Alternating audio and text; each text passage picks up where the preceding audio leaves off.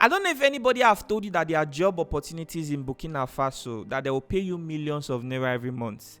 That is exactly what they told Yakubu. Yakubu and his family sold all their properties because they thought that this was a good gamble, that life was going to change immediately he got to Burkina Faso. But what he experienced there is a story he wants to share to the public. This is his story. Immediately I just got in, dropped my bag. The next thing they said I should transfer the money. How? Which money? So I should transfer 1.6. Is it 1.8?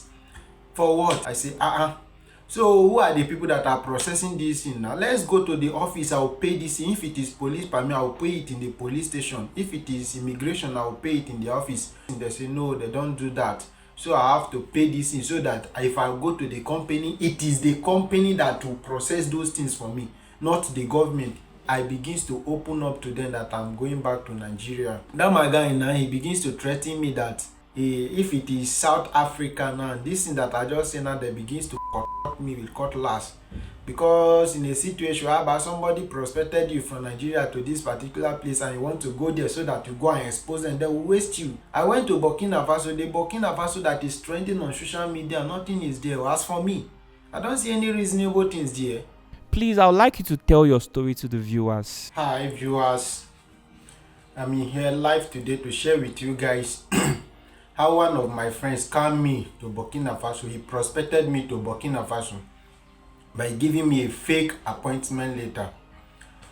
So one of my friends called Chinonso Ogbobe, we schooled together in Nasarawa State University. He prospected me to Burkina Faso by giving me a fake appointment letter. So today I'm going to share my experience and tell my fellow Nigerians how to get rid of them, because they are still there prospecting some of Nigerians to that place. Even up till now as I'm talking, there are some persons that they are still on their way going there. Early March this 2025, the guy, he dropped a message on my DM that he asked me of the kind of work I'm doing here in Nigeria. I told him this is the type of work I'm doing. He said, okay, why not coming here to Burkina Faso so that you change your whatsoever. I said, no problem. Now, is there any work or opportunity there based on what is trending on social media about Burkina Faso, how their president is doing his possible best to change the country economics.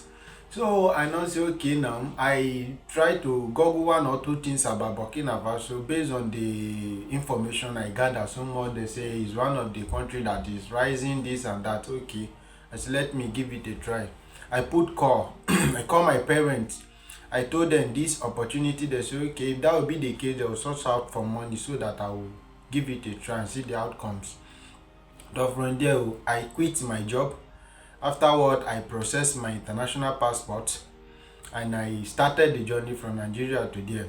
He actually told me as I'm coming, I should not come with the money less than 2.5 million.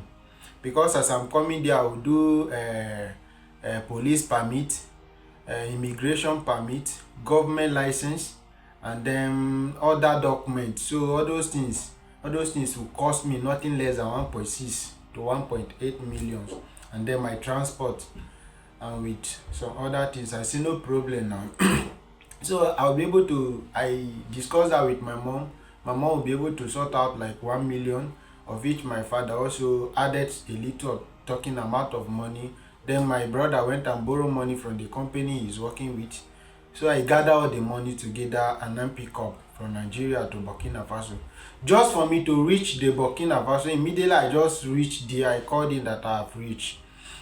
So he came with one of his friends. After they now reached there, so we took a motor. We charter motor from there to where they are staying, their bus stop, their destination. After we reached there, now I'm thinking they are the one going to pay the money, because he actually told me they are going to pay us $3,000 every 2 weeks. Thinking they are going to pay the money, they said I should pay the money. Okay, no problem. I pay the money. From there, immediately I just got in, dropped my bag. The next thing they said I should transfer the money.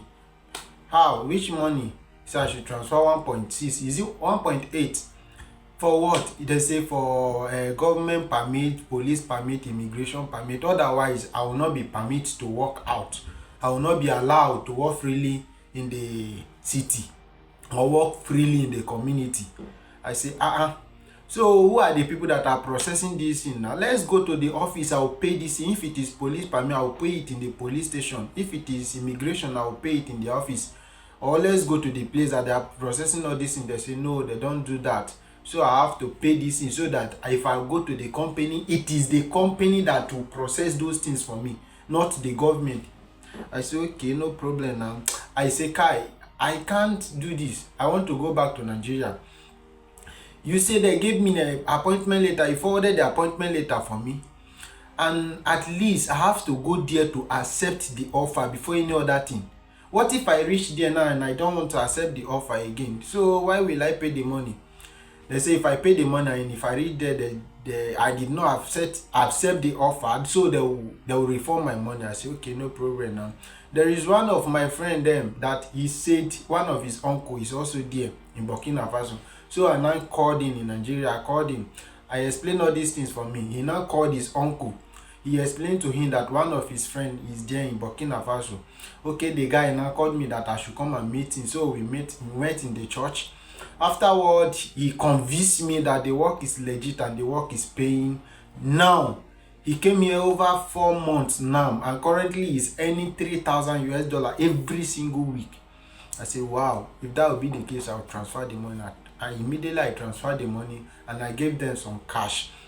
Instead of I pleaded with them, instead of 1.8, they should allow me to do 1.6 because my remaining money that is with me is 1.6. The money does not reach 1.8. He can't say, okay, no problem, I should transfer 1.6. I gave them 1.4 instead of 1.6. The money still remain 200,000. Actually, the money, I have the money to transfer for them all, but I don't want to give them all my money so that I will be stranded when I want to buy anything because I don't actually know how the environment is. After I transferred the money for them, immediately they say we should go to the office, and we went to the office just for me to discover that it is QNet networking. They are running QNet networking. So when they just welcome us to their office, immediately they started introducing us to QNet. I say, wow. I begins to tight my face immediately because in 2022, one of my friends again beckons me to come and join them do this business, QNet. I refuse. I say anything networking, I don't do it. I don't do anything networking, all those things. If it is physical investment, I can invest my money on it. But networking, I don't do it. So from there, they begins to introduce us to all those things. After welcome us, we have handshake with them. Immediately they say we should give them our phone. The guy started talking with us. This is his picture. He started talking with us that he study agronomy, is an agronomist.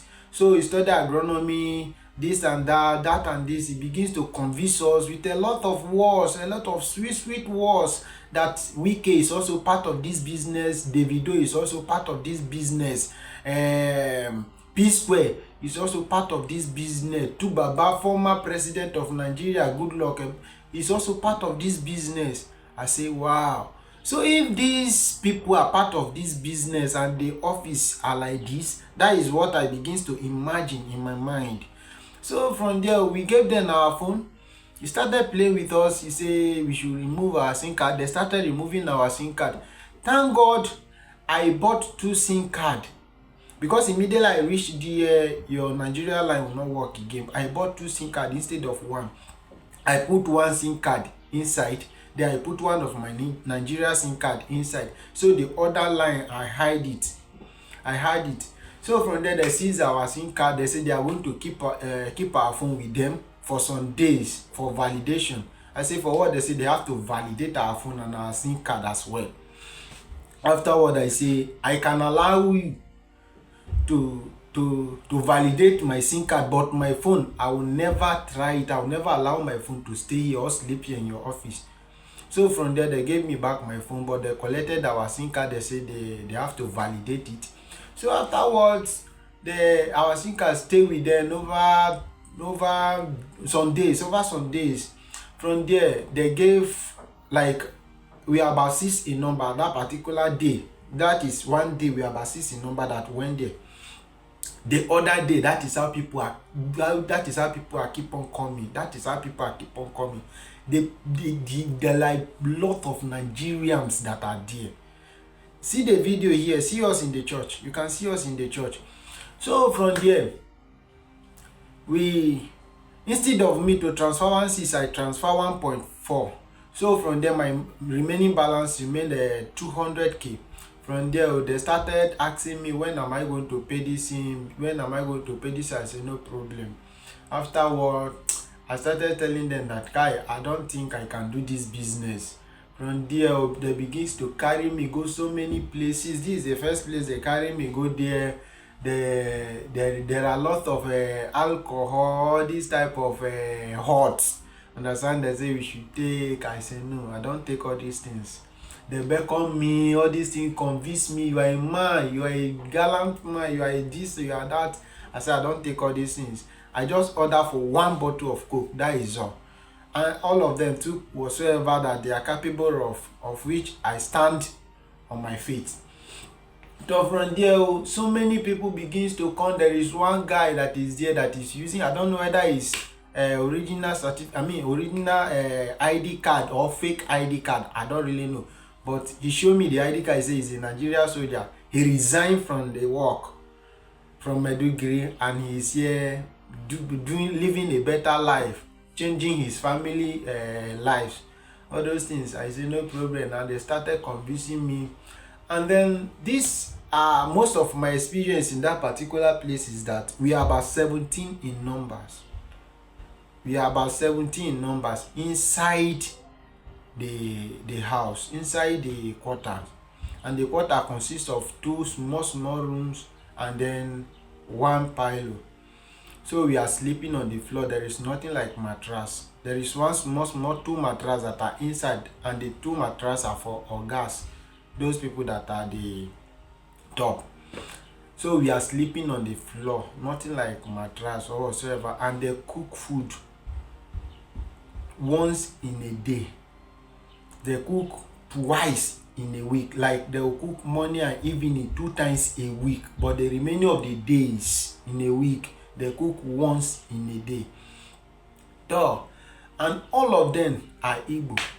I'm the only different tribe among them. All of them are Igbo. We are about 17, 60 of them are Igbo. I'm the only different tribe among them. So I check their lifestyle. None of them are living better. I check what we are eating. Somebody that is earning $3,000 every week and is eating all this type of food, and look at the way they are dressing. I didn't see any reasonable changes among them that will convince me enough that this work is legit. So every day, if you are going to the office, we'll trek, nothing like bike, nothing like anything. So what is actually going on? And this is what they normally do in the office.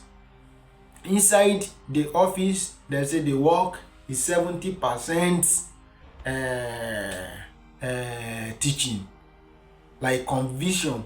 You have to they have to convince you over and over again so that you'll be able to prospect, even though it's your biological father from Nigeria to that particular place. There are some families that are there. They prospected a son to that particular place, particular country, Burkina Faso. The son now prospected his father to that place. The father now prospected, scammed his own wife to that place. So 3 of them are in Burkina Faso now. There is no means, there is no way for them to come back to Nigeria. There is no means, because it is not small amount of money. At least as a reasonable person, if you give me that almost 2.8 million that I use now, at least you can, even POS business, you can start a business. Understand? So, and most of us, I can say us now, most of us that went there, we borrowed money to go there. So when you discover you borrowed money to reach that particular place, and then at the end of the time you travel back to Nigeria again without achieving anything. So they will now convince you, okay, now if you are going back now, the transport, the money you wasted, all those things, it can be refunded. And then instead of you to stay here and then prospect another set of people to here so that you will be paid, then why are you going back? All those things, they begins to convince you. So from there, you don't have any option than to stay and then prospect another person again too, even though it's your biological brothers, mother, father, understand? Even though they are your bloodline, you don't mind prospecting them to that place so that at least you get paid a little. And then I came to discover in the office they started teaching us the 4 legs. The 4 legs means what? After you have come and you have paid the money, 1.8 or 1.6, depends on the dollar rate of that particular moment. If you have paid the money, they will ask you, you have to have 4 legs after you. That is, you have to bring another 4 people before they will start paying you. And they will give you duration. After it did not meet up with the demand before the duration, before the duration is about 1 to 2 months, I think. So if you did not meet up with the demand, you have to renew your payment again. There is one man that is in that particular place. On the very day that I took my bag, the man followed me to Nigeria. Immediately the man followed me, say he spent 9 months here. Nothing, they have never paid him a dime. 5 kobo they have never paid him, because he brought one guy, the guy run, go back to Nigeria. He brought another person again, they refused to stand, they go back again.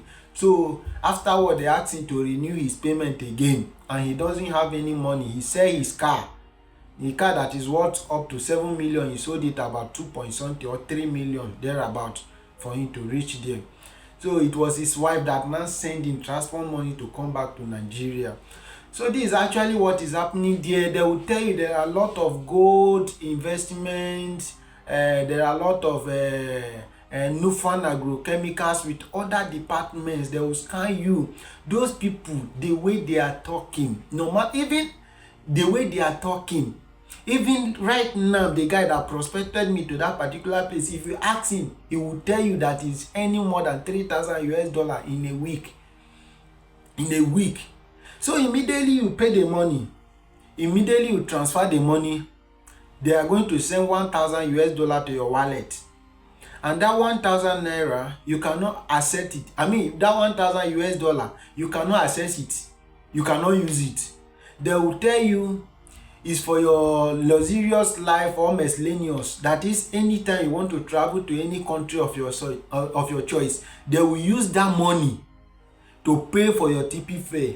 1,000 naira you use to pay for somebody that is going to Canada, for somebody that is going to China, any country of yourself. And as I say, Kai, this thing, I can't stay here any longer. So immediately I begins to open up to them that I'm going back to Nigeria. That my guy now, he begins to threaten me that if it is South Africa now, this thing that I just said now, they begins to cut me with cutlass. Because in a situation whereby somebody prospected you from Nigeria to this particular place and you want to go there so that you go and expose them, they will waste you.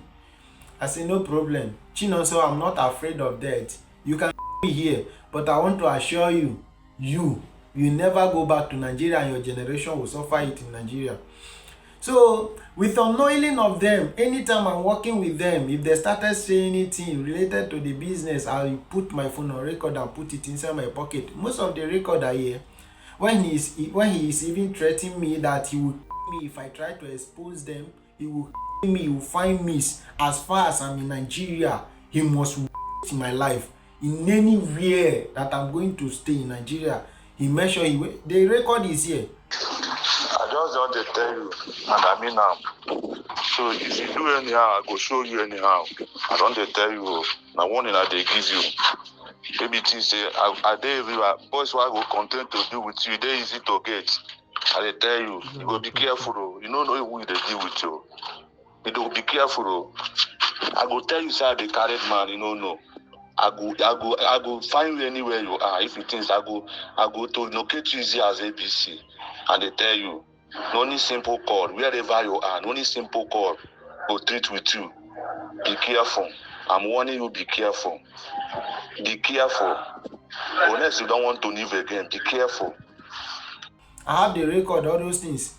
Begins to threaten me that anywhere in Nigeria, if I give it any try or any means to expose them, you waste my life. So that is where I'll be able to like run back to Nigeria. What is your advice to everyone out there who is seeking greener pastures outside their country? Please, my fellow Nigerians, we are looking at this country like we don't have much choice to live a better life in Nigeria. There are a lot of more choice to live a better life in Nigeria. Please, most especially all these Africa countries, don't run into it. I went to Burkina Faso. The Burkina Faso that is trending on social media, nothing is there. As for me, I don't see any reasonable things there. The only thing that I saw there is what safe. Their road networking. If not, nothing much. What is there in Burkina Faso? Lagos is far better than the whole country. Please and please, my fellow Nigeria, we should get rid of them. Up till now, they are still prospecting people. Last 2 days, one guy came from Burkina Faso. He called me that somebody took him to Burkina Faso. They scammed me, blah, blah, blah. I said, oh, you see all these things? Please and please, we should stay at alert and then get rid of these people. In case anytime they call you for any work in Burkina Faso, there is nothing like, they don't even hear English. It's only French. Their soldiers, their civil defense, their police don't hear English. So it's only French. How are they going to employ you as in Nigeria? There is nothing like work. I can tell you that, see the video now, see us in the church. Please and please, you guys should get rid of them and stay at alert in case if anybody call you from there. I saw a lot of Benue guys there. I saw a lot of Benue guys, a lot of Nasra boys, and then most especially I can say more than 90% of the people that are there are Igbos. More than 90% of the people that are there are Igbos, and they have about 3 pastors.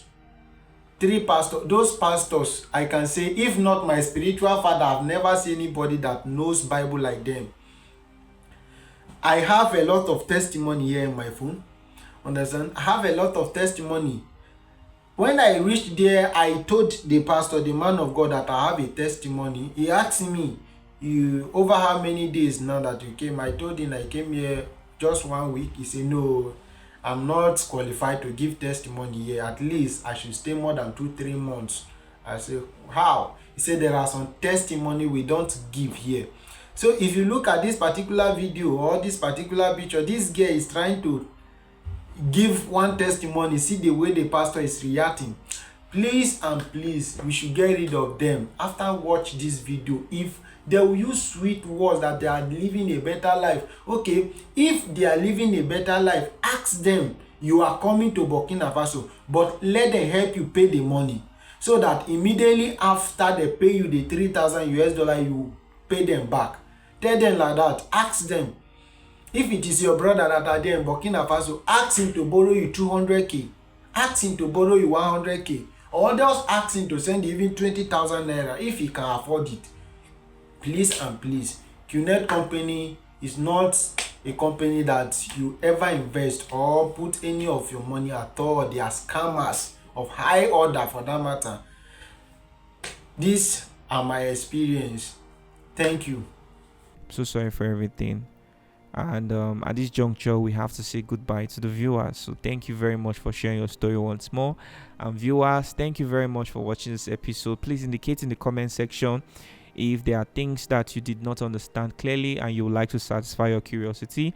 And if you've had similar experience, kindly indicate in the comment section. The audio version of this interview is going to be uploaded on Spotify. So go to Spotify right now, search the Lucky Udu Experience if you don't want to miss that episode. And please keep telling people about the Lucky Udu Experience. Share our videos to group chats. You can make TikTok videos about this platform. Just talk about episode you watched that blew your mind so much. We'll be very happy to hear from you. Hi guys, Thank you for watching this episode of the Lucky Udu Experience. Please, if you would like to assist anyone, please reach out to the number on the screen. We are the follow-up team of the Lucky Udu studio, and I am Bright. I'm David. I'm Latifa. Veronica. I'm Messi. Our job as the follow-up team is to make sure that everyone who shares their story are not left unattended. My colleague will walk you through on how the follow-up team was created. Let me walk you through the history of why we created the follow-up team. Over the years, we discovered that people reach out to our guests pretending to help them, while their sole aim is to take advantage of them. Because of this, we stopped putting out our guest phone number online to protect them from these predators. We are seeing some situations where people receive support and do not use the money for what it's meant for. They stop replying to our messages and stop giving updates, leaving people that support wondering what happened. That makes it look like nothing was done, and effort of Lucky Udu Studio are not seen. So the reason the follow-up team was created is simple. We want to track every story, know what support came in, and confirm it was used the right way. That is why we are seeking the cooperation of the public. Whether you are watching from Facebook, YouTube, or Instagram, or anywhere else, we need your support to make this work. Cooperating with the follow-up team helps you in many ways. It helps you know that your support is going to the right place. It also helps the world see that this platform is truly changing lives. At the end of the day, this is not just about telling stories. It is about changing lives. We are calling out for sponsorship and partnership. Every day we interview different kinds of people with all kinds of stories. Among are those who need help with school, health, therapists, sponsors, justice, legal support, business training, or even someone just to talk to. We need partnership to grow this brand. We can do more and we can go further. But to do that, we need support from the right people. If you would like to be a partner or sponsor, kindly reach out through the email address on the screen, luckyudustudio@gmail.com. Once again, we are the follow-up team and we are doing our best to keep this platform impactful and transparent. Thank you for watching and thank you for being part of the Lucky Udu experience. Bye!